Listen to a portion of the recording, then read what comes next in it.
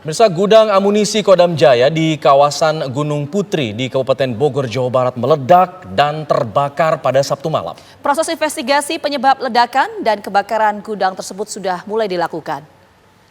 5 klaster di perumahan Kota Wisata Cibubur terdampak ledakan gudang amunisi Kodam Jaya. Pagi tadi pemirsa, sekitar pukul 8.35 waktu Indonesia Barat, TNI menurunkan tim penjinak bahan peledak untuk menyisir salah satu klaster perumahan, klaster Visalia.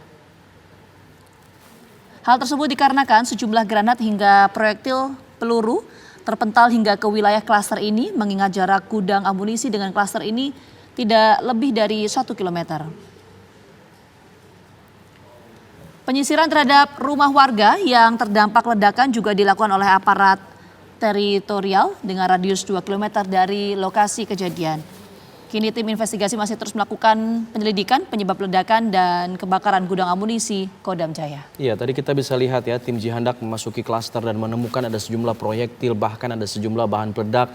Dan kita lihat juga sempat viral di media sosial ada granat-granat yang kemudian ditemukan di dekat dengan rumah-rumah warga.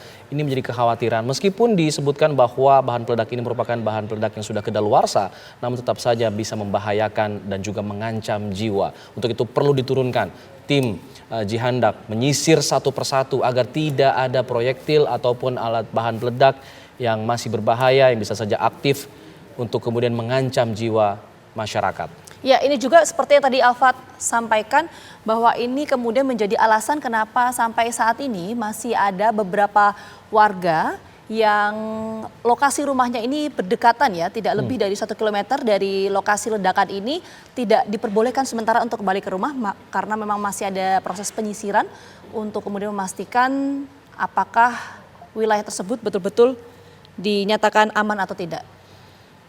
Ya, yang patut disyukuri adalah tidak ada korban di kawasan perumahan ini, dan kita akan mencari tahu bagaimana kemudian kondisi terbaru di sekitaran klaster di perumahan Kota Wisata Cibubur ini, karena memang jaraknya tadi disebutkan sudah memang berdekatan dan terdampak dari ledakan yang terjadi pada Sabtu malam kemarin.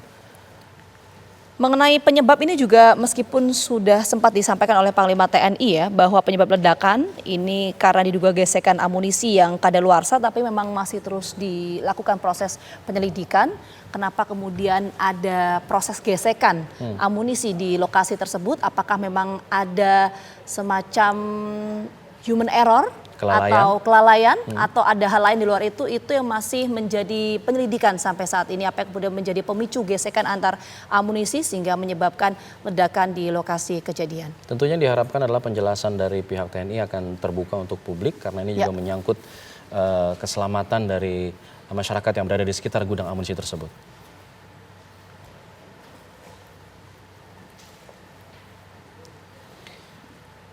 Ya, pemirsa, amunisi yang meledak di Ciangsana, Bogor pada tadi malam adalah amunisi yang sudah kedaluarsa yang sedianya akan dimusnahkan.